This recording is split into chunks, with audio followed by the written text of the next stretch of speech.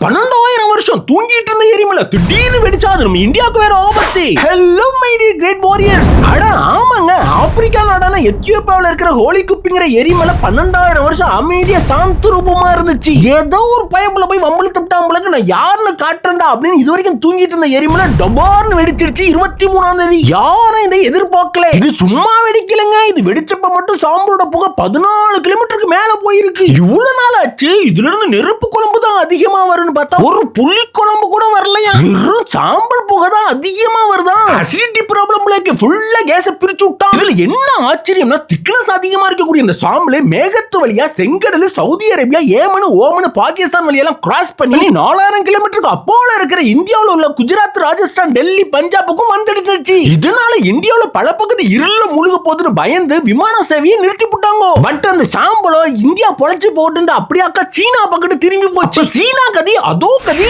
புது ஆளுங்க சப்ஸ்கிரைப் பண்ணிக்கோ, பழைய ஆளுங்க லைக் பண்ணிக்கோ.